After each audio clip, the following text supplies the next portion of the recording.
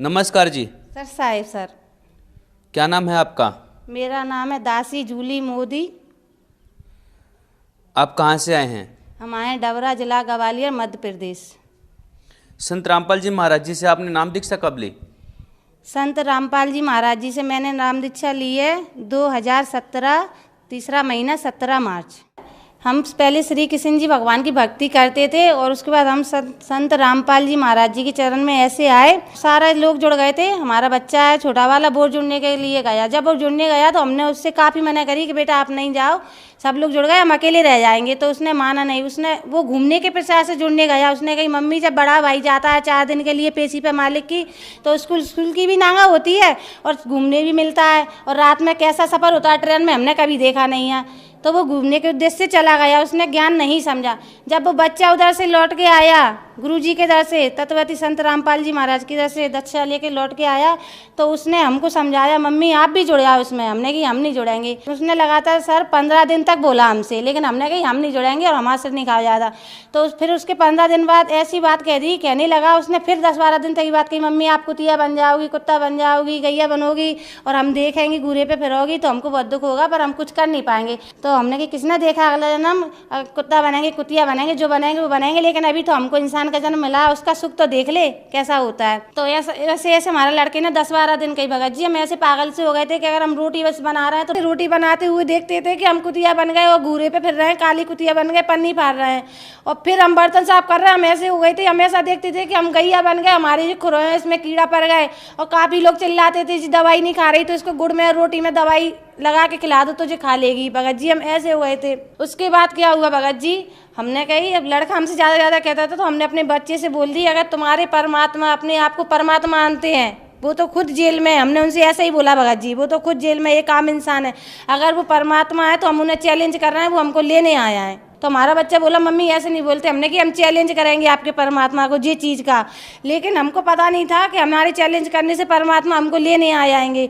Last फरवरी का दिन था सर जी, लेकिन हम सुबह 5 बजे जगी रहे थे, बेड पर लेटे हुए थे। जगते जगते हमने क्या देखा सुबह 5 बजे कि हमको संत जगत गुरु तत्वती संत रामपाल जी महाराज खड़े थे हमारे बगल में। और हम उठे, मतलब आंखों खुली में देखते हुए हम उठ के हमने बच्चे का लंच बनाया और बच्चा हमारा बड़ा वाला स्कूल गया।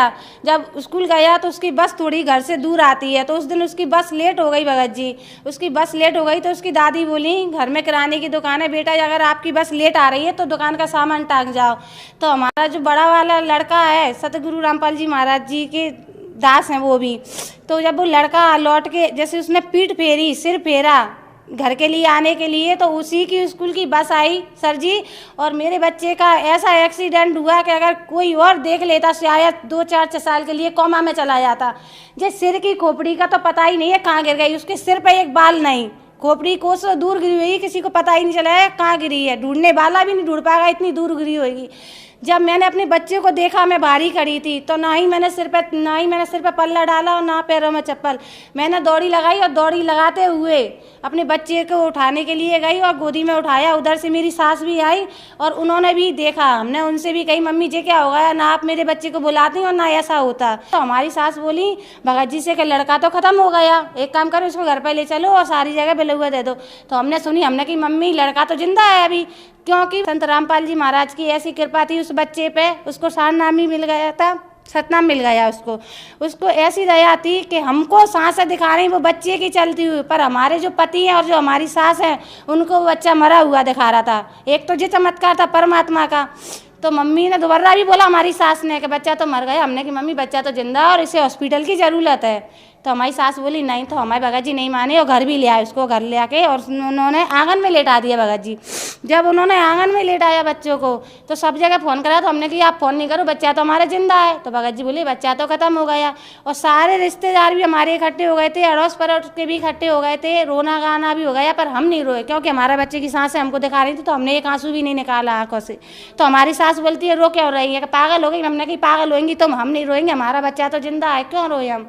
लेकिन उसके बाद सब पता नहीं पहले कोई 4 लोग आए, बोले एक काम करो इसके लिए फायरा ले आओ और इसकी अर्थी नहीं सजेगी, अपन तो गड्ढा खोदेंगे, इस बच्चे को गड्ढे में गाड़ेंगे। तो पता नहीं घर में से किसी ने फायरा उठा के दे दिया और वो गड्ढा भी इतना गहरा गड्ढा खोद दिया उन्होंने कि मानो भगत जी सर जी हम भी खड़े हो जाएंगे। तो हम भी नहीं दिखाएंगे उसमें, इतना गहरा गड्ढा। जब वो गड्ढा खोद के वो लेने आए बच्चे को, बोले सफ़ेद चादर दे दो, इसके सफ़ेद चादर में लपेड़ेंगे। तो उन्होंने लपेट भी दिया हमारे मना करने के बाद भी, और वो ले जाने लगे बाहर को बच्चे को। जब वो बाहर लेगा रोड पे तो हम भी इनके पीछे, हमने कि हम बच्चा नहीं ले जाने देंगे। जब हम अपने बच्चे के लिए आगे कदम रखे भगत जी, तो हम अपने बच्चे से उतनी दूरी पर हो जाए, यानी पीछे को बढ़े। फिर हम सोच समझ के फिर एक कदम रखे, तो फिर हम एक कदम फिर पीछे। तो हम कह रहे जब हम बड़े सोच समझ के कदम रख रहे हैं, फिर हम पीछे क्यों हो रहे हैं। तो हमने जब पीछे मुड़ के देखा तो एक बाबा चले आ रहे थे, जो वाइट कलर के बिल्कुल सफ़ेद कपड़ा पहने, जिस कपड़े में एक दाग नहीं, उनकी इतनी लंबी लंबी ठोड़ी थी, सिर पर टोपी थी और चले आ रहे। उनके हाथों में एक ऐसी लकीर थी कि जो हमारी सांसों से टकरा रही आके। तो हमने कही ये कैसी लकीर है कि जो हमारे सांसों से क्यों लग रही है। फिर हम अपने बच्चे को तो भूल ही गए, क्योंकि वो तो परमात्मा थे, रामपाल जी महाराज जी तो परमात्मा थे। तो हम अपने बच्चों को भूल गए। बच्चे के भूल के हमने कि हम इन बाबा को बुलाएंगे नहीं, जी बाबा तो हमारे इधर अपने आप आएंगे, जी हमारी आत्मा बोली है अंदर से। तो हमने उनसे बोला कि रुको बाबा, तो वो रुक गए। हमने कि हमने अपने हाथों से एक पैरदान बनाया है, हम आपको उस पर बिठा रहेंगे। तो हमने उस आसन को भी निकाला, और जब वो बाबा वहाँ थे चौक में, हमने उनको उस पर भी बिठारा सर जी। जब वो बैठे तो हमने उनसे पूछा भी कि बाबा आप क्या खाओगे। तो उन्होंने जी भी कहा बेटा भंडारे में आप जो भी बना के लेके आओगे हम वही खाएंगे। लेकिन जब जे आत्मा तो परमात्मा की है, आत्मा बोली कि नहीं इस बाबा को तो खीर पसंद है, तो हम खीर ही बनाएंगे।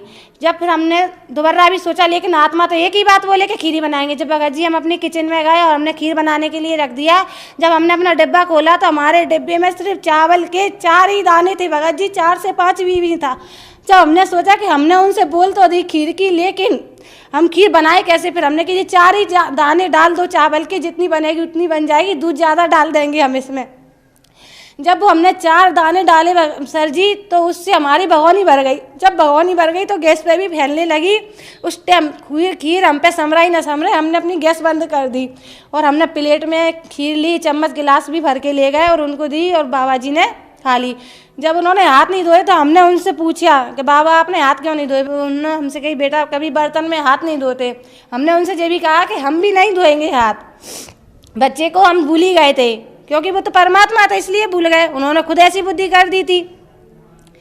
उसके बाद क्या हुआ, हमने उनकी गोदी में सिर रखा और हम इतने रोए कि उनका रोते रोते नीचे के जो कुर्ता का घेर का वो गीला कर दिया। उन्होंने हमारे सिर पर भी हाथ रखा, पर उन्होंने हमसे ये नहीं पूछा कि बेटा आप क्यों रो रही हैं, ऐसी क्या बात है, कुछ भी नहीं पूछा। हमने उनसे कही फिर बाबा हमारा लड़का लौटा दो। हमने उनसे बोला मार्च और लास्ट अप्रैल को तो हम किसी भी हालत में आपकी शरण में आ जाएंगे, जगत गुरु तत्वती संत रामपाल जी महाराज जी की शरण में हम आ जाएंगे। हमने इतना ही बोला सर जी। जब हमने पीछे मुड़ के देखा तो जो लोग हमारे बच्चे को ले गए थे वो बच्चे को लौटा के ले आए। उनने चद्दर नीचे रखा, उसी में हमारा बच्चा था। बच्चा उठ के बैठ गया, लेकिन जब बच्चा आया हमने उस बच्चे पे हाथ फेरा और फिर हमने पीछे मुड़ के देखा। हमने कही बाबा का धन्यवाद तो कर ही दे। तो जब देखा तो बाबा तो जा चुके थे, सिर्फ गिलास कटोरी और आसन डाला रह गया था।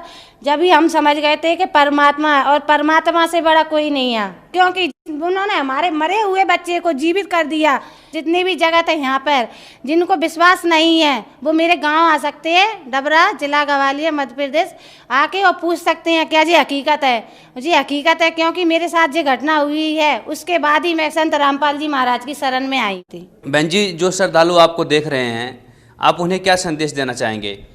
जो श्रद्धालु मुझे देख रहा है सर जी, मैं उनसे हाथ जोड़ के विनती करूंगी कि आप जगत गुरु तत्वती संत रामपाल जी महाराज का सत्संग देखिए। कई चैनलों पे आ रहा है, शाम को आता है 7:40 पर साधना चैनल पे।